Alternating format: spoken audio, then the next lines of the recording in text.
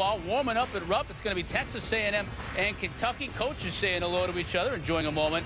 About 6 minutes away from tip. They're going to tip this one up over on ESPN Classic and then move it to ESPN as soon as we reach the conclusion of our game. Texas A&M already with 6 fouls.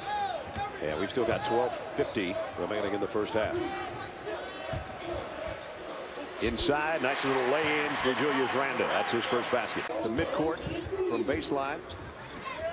Gave us a unique perspective down there on that end of the floor. Jones, a pull-up jumper.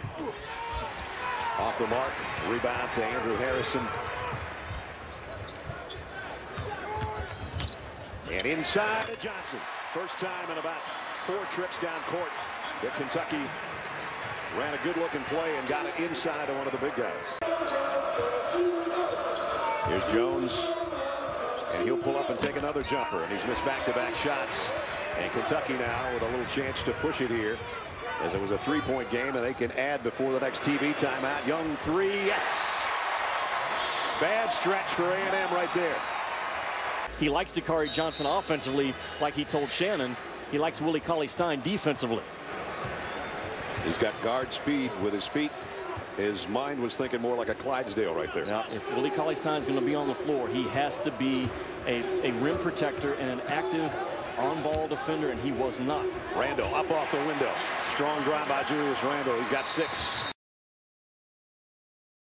Kentucky has settled for threes in this game. Too many. They've already taken 13 threes in this game, only 10 twos. That's not who they are. If they hadn't hit the threes, we'd have a tie game right now. That's the difference in the ball game. The threes that the Harrison twins have hit. Here goes another one. And that one goes to Polson. So just on cue, talking about threes, he stretches it back to a 10-point game again. Julius Randle right now leads the way with 7 points for the Cats. Right, he does so many things so well. He's a very good straight line driver from the elbow. He gets power touches and power baskets for you. And you know, he can bring it off of the defensive boards. He can finish. I think he's very alert in this ball game. I mean, he was there, he was established, and he kind of backed away on the touch. Randle, that's a tough shot from that angle with a left-hander. Shooting from the right side, but he hustled to get the loose ball. Well, that's a save by number 30. Give the points to James Young. Give the hustle to Julius Randle. They're dealing with that kind of stuff. Yeah, that's a problem you have when you have a whole bunch of McDonald's All-Americans on your squad. Poitras with a block shot. Because they've always been the best. Poitras, no foul call in the basket. Yeah, they are going to call a foul. The basket's good. He allows Kentucky to play big when he slide Randle and Willie Cauley-Stein together, and you play him at the 3.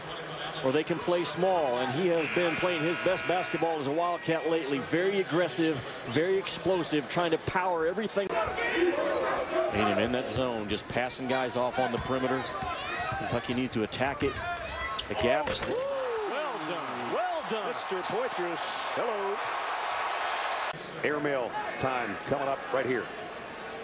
Well, that is definitely SC top 10 nominee.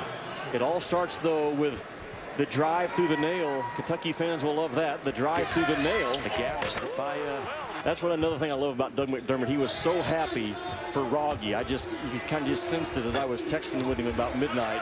It seemed like every 3 got deeper. It really did.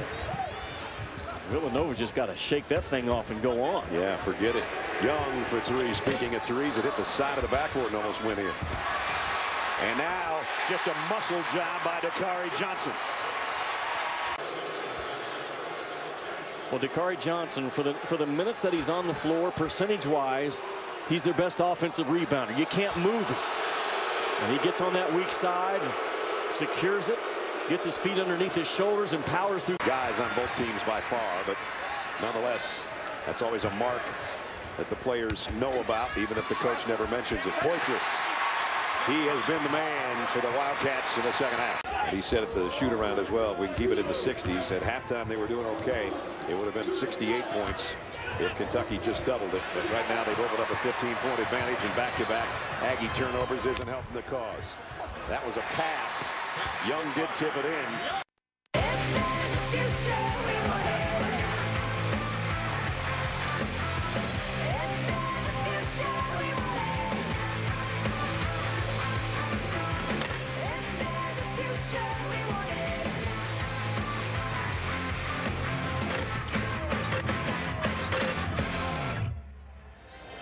Kentucky's won 19 straight at home. John Calipari in his 167th game coaching the Wildcats. And I don't like making comparisons with legends and guys that are in today's coaching or players. I thought in this case this one was kind of cool. The exact same record Adolph Rupp had in the first 166 games that he coached. How about that? That is really cool. And it got a little bit better this afternoon, but it's frigid outside after snowing about 4 inches in Lexington. And Coach Billy Kennedy earlier today had tweeted that he thought maybe everybody should stay home because the roads were bad. Unfortunately, they all showed up. He said snow in Lexington, probably a good night for the fans to stay off the road. Now that's funny. That's good stuff. And he said, I wouldn't let my wife out there driving around. Unfortunately, 22,634. I'm sure a lot of them carpooled, but they're all here. Defense, I talked about it last week. They allow 25% when you isolate them and go one-on-one. They can really guard you one-on-one with their length and how they shrink the gaps. Inside, strong rebound by Randall, and a foul. That's a pretty good miss by Harrison. They just bully you in the lane with their guards. Andrew Harrison talked to me today. Some of the things he's starting to grow into, the extra things you have to do. The greatest leaders, they eat last. The greatest leaders are the first guy to the bus, the last guy on the bus. They touch everybody as they get on the bus.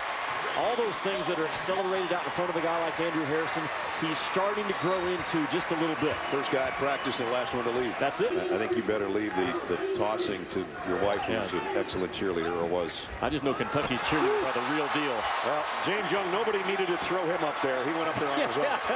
He didn't get basket tossed, did he? Well, yeah. And there you go.